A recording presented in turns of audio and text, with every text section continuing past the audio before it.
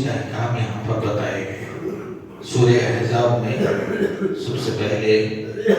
پردے کی آیتیں نازل ہوئی ہیں۔ سن 5 ہجری میں حضرت زینب رضی اللہ عنہا کے نکاح کے بعد پردے کے احکام نازل ہوئے، وہاں پر اور یہاں پر کچھ تفصیل کے ساتھ اس کا ذکر کیا گیا ہے۔ بعض مرتبہ انسان اکثر جو ہے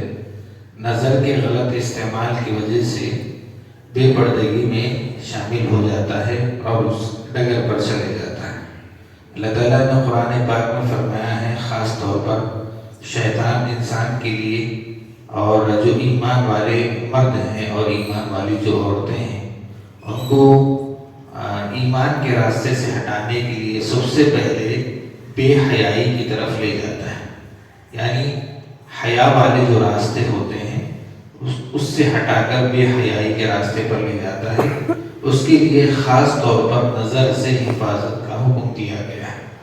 ہمارے موجودہ دور میں، ابھی قریبی دور میں ایک بزرگ گزرے ہیں، حضرت شاہ حکیم اختر صاحب، بتاتے تھے بالکل کہ اگر اس زمانے میں اگر کوئی ایمان والا مرد یا ایمان والی عورت اپنی آنکھ کی حفاظت کر لے، یعنی بد نظری سے بچ جائے، تو ہم بالکل اس زمانے میں ایک گارنٹی کی بات کہہ سکتے ہیں کہ وہ اس زمانے کا، یعنی موجودہ زمانے کا ولی ہے۔ تو آدمی کو اس زمانے میں جتنا فساد اور فتنے کا اور بے حیائی کا جو زمانہ آج کے دور میں اور وقت میں عروج پر ہے، اگر اس زمانے میں اپنی آنکھوں کی حفاظت کر لے اور بد نظری سے بچ جائے تو اس کے لیے بہت بڑا فائدہ ہوگا۔ کہ آدمی جب بد نظری کرنے کے لیے، یعنی ایسا وقت آ جائے کہ کہیں کسی غیر محرم پر کسی عورت پر نظر پڑ جائے، فوراً اس کو ہٹا لے، یا عورت کی کسی غیر مرد پر نظر پڑے فوراً اس کو ہٹا لے، تو کہا کہ اگر اس کو فوراً ہٹاتے ہی اللہ تعالیٰ اس کی اس وقت ایک دعا قبول کرتا ہے۔ تو حدیث مبارکہ میں بات بھی فرمائی گئی، اچانک جب نظر پڑ جاتی ہے تو اس وقت تو معاف ہے، لیکن بار بار کسی طرف ہم اس کو خیال میں لا کر نظر دہرانا یہ پکڑ کا ذریعہ ہے، اس سے احتیاط برتنا چاہیے۔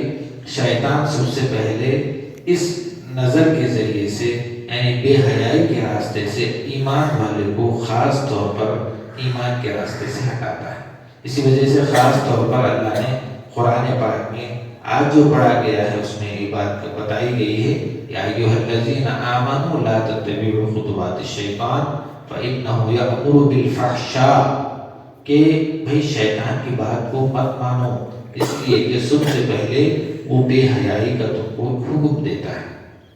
بعض مرتبہ اس کے بعد آگے چل کر اللہ تعالیٰ فرما رہے ہیں، جس کی سوچ گندی، جس کے خیالات گندے، جس کی فطرت گندی، اس کو ویسے ہی عورت ملتے ہیں۔ الخبیثات للخبیثین، اگر عورت کا میلان گندا ہے، اس کی سوچ گندی ہے اور اس کا فطرت مزاج گندا ہے، تو اللہ تعالیٰ اکثر ویسے مردوں کو اس کو دلاتے ہیں۔ مرد کی سوچ اگر ویسی ہے تو عورتوں کو ویسے دلاتے ہیں۔ تو کہا کہ اگر گندی عورتیں اور ان کا مزاج گندا، اس کی سوچ گندی، تو اللہ تعالیٰ ویسے مردوں کو ان کے ساتھ ملا دیتا ہے۔ اور اگر مردوں کی سوچ اگر غلط ہے، ان کے نظریہ غلط ہے، تو اللہ تعالیٰ ویسے عورتوں کو لاتا ہے۔ یعنی میلان جس کی طرف، رجحان جس کی طرف ہوتا ہے، اللہ تعالیٰ ویسوں کو جوڑا بنا کر ان کو حوالے کر دیتے ہیں۔ اگر سوچ اچھی ہے، اس کا مطلب یہ ہے کہ بعض مرتبہ ایسا ہوتا ہے کہ ایک آدمی نیک ہے، بعض مرتبہ اس کا جوڑا کسی وجہ سے کسی یعنی غیر عورت سے جڑ گیا، ظاہری اعتبار سے ہم کو سمجھ میں آتا کہ بھی عورت غلط ہے یا مرد نیک ہے، اور کبھی عورت نیک ہوتی ہے تو اس کا جوڑا جو ہے کبھی کسی غیر مرد سے جڑ جاتا ہے، غلط آدمی سے تعلق ہو جاتا ہے، نکاح ہو جاتا ہے۔ تو اس کا مطلب یہ نہیں ہوتا کہ سامنے والا غلط ہے۔ اللہ تعالیٰ اکثر ایسا ہوتا ہے کہ غلط میلان کی وجہ سے اللہ تعالیٰ ویسے جوڑے نصیب کرتے ہیں، یعنی ملا دیتے ہیں، غلط آدمیوں کے ساتھ غلط تعلق، غلط جڑاؤ کر دیتے ہیں، اور غلط عورتوں کے ساتھ غلط جڑا کر دیتے ہیں۔ اور اگر خدا نہ خاصہ ایسا بے جوڑ ہو گیا تو اس کا مطلب یہ نہیں ہوتا کہ کوئی جو آدمی صحیح ہے اس کا غلط عورت سے تعلق رکھنے کی وجہ سے آدمی کا غلط ہونا یہاں پر لازم نہیں آتا، اور عورت صحیح ہے، آدمی کے غلط ملنے کی وجہ سے عورت کا نیک غیر نیک ہونا لازم نہیں آتا۔ اس کے بعد آگے فرمایا بعض مرتبہ خاندان میں بھی بے پردگی ہوتی ہے جس سے نکاح جائز ہے، جیسے چچا کا لڑکا ہے، ماموں کا لڑکا ہے، پھپھو کا لڑکا ہے، ان سے خاص طور پر آپ کو جو ہے شرعی اعتبار سے پردہ کرنا ضروری ہے، عورتوں کو حکم دیا گیا اس کے، اور خاص طور پر ان کے پاس آپ بے تحاشا نہیں آ سکتے، جن سے نکاح آپ کو جائز ہے نہیں آ سکتے، اور جن سے نکاح نہیں جائز ہے جیسے دادا ہے، نانا ہے، باپ ہے، ایسے ہی اولاد ہے، بھانجا ہے، بھتیجا ہے، ان سے نکاح جائز نہیں ہے، ان کے سامنے آپ جو ہے تھوڑا بہت جیسے ہاتھ ہے، پیر ہے، چہرہ ہے، یہ چیزیں آپ ظاہر کر سکتے ہیں، لیکن اس وقت تک جب کہ فتنے کا اندیشہ نہیں رہنا، چونکہ زمانہ فتنے کا فساد کا ہے، حالات کیسے کبھی نہیں ہو سکتے۔ حضرت عمر رضی اللہ تعالیٰ کا دور ہے، حضرت عمر رضی اللہ تعالیٰ نے ایک مرتبہ دروازے پر بیٹھے ہوئے ہیں، جانے والے نے ایک سے پوچھا کہ انہیں آپ کیوں بیٹھے؟ کہا کہ جوان بیٹی اپنے گھر سے اپنے شوہر سے گھر میں آئی ہوئی ہے، ماں موجود نہیں ہے، اس وجہ سے میں باہر دروازے پر بیٹھا ہوں۔ اتنی احتیاط کرتے تھے، حالانکہ دنیا کے اندر ان کو جنت کی خوشخبری دے دی گئی تھی، لیکن بات دراصل یہ ہے کہ جہاں پر احتیاط ضروری ہے، فتنے کا تھوڑا سا بھی شک ہو اور فساد کا تھوڑا سا بھی شک ہو، بے حیائی کی طرف لے جانے والی کوئی ذرا سی بھی چیز ہو تو فوراً اس سے بچنے کی ضرورت ہے، ورنہ آدمی اسی وجہ سے بے حیائی کی طرف لے جانے کے لیے سب سے پہلے نظر غلط استعمال شیطان کراتا ہے، آخر میں لے جاتے اس کو زنا میں مبتلا کر کے ایمان کے راستے سے ہٹا دیتا ہے۔ اسی وجہ سے فرمایا گیا ہے بہت ضروری، یہاں تک کہ گھروں میں جانے کے لیے بھی اجازت لینے کا حکم ہے، ایک مرتبہ کنڈی مارے، دوسری مرتبہ آواز دیے، تیسری مرتبہ آواز دیے، آواز سامنے سے گھر میں سے نہیں، واپس آپ کو چلے جانے کا حکم ہے۔ ہنگامی صورت ہے،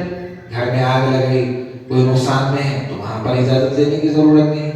ایسے ہی جہاں پر جس طریقے سے اجازت لینے کا ضرورت ہے وہاں پر اجازت لے کر جانے کی ضرورت ہے، وہاں پر پردہ بھی کرنا ہے، اجازت بھی لینا ہے، ایمان والے مردوں کو، ایمان والی عورتوں کو، کہ آدمی گھر میں رہنے والا کس حالت میں رہتا نہیں بول سکتے، چاہے رشتہ دار ہو چاہے رشتہ دار نہ ہو، سلام کرنا ہے، آواز دینا ہے، آواز جب 3 مرتبہ کے بعد نہیں آئے تو پھر واپس لوٹ جانے کا حکم ہے۔ اس کے بعد فرمایا کہ ایک تو سب سے پہلی بات یہ ہے کہ جب یہ حکم نازل ہوا تو لوگ کہنے لگے صحابہ کہ وہ بعض چیزیں ایسی رہتی ہے جیسے اب ہم اسٹیشن چلے گئے مثال کے طور پر، کیا وہی اسٹیشن میں جانے کا بھی حکم ہے، اجازت لے کے جانے کا، تو کہا کہ جہاں پر جس طریقے کی اجازت لے کر جانے کا حکم ہے، پہلے زمانے میں ہوتا تھا نا بھائی، لوگ پیدل سفر کرتے تھے تو مسافر خانے وغیرہ رہتے تھے تو وہاں پر کون ہے، تو کہا جس طریقے سے جہاں پر جو اجازت کا طریقہ ہے وہاں پر اجازت لے کے آپ چلے جاؤ، اسٹیشن میں گئے، وہاں گئے، یہاں گئے، جہاں پر جو چیز ہے، اب جہاں پر آپ کو اجازت عام ہے تو وہاں پر اس طریقے سے داخل ہو کہ سامنے والے کو اطلاع ہو جائے کہ آپ وہاں پر آ رہے ہیں، تاکہ سامنے والا جس حالت میں بیٹھا ہوا ہے وہ سدھر جائے۔ اس وجہ سے خود کے گھر میں بھی سلام کر کے جانے کا حکم ہے۔ آپ اللہ کے رسول صلی اللہ علیہ وسلم جب سفر سے واپس آتے تھے تو پہلے صحابہ کو کہا کرتے تھے کہ پہلے گھروں میں اطلاع کرو کہ ہم لوگ آ گئے، تو عورتیں اپنے گھروں کو صاف ستھرا کر لیتی، زیب و زینت اختیار کر لیتی، گھروں کی کرتی، پھر اندر جانے سے پہلے سلام کرتے، دعا پڑھتے۔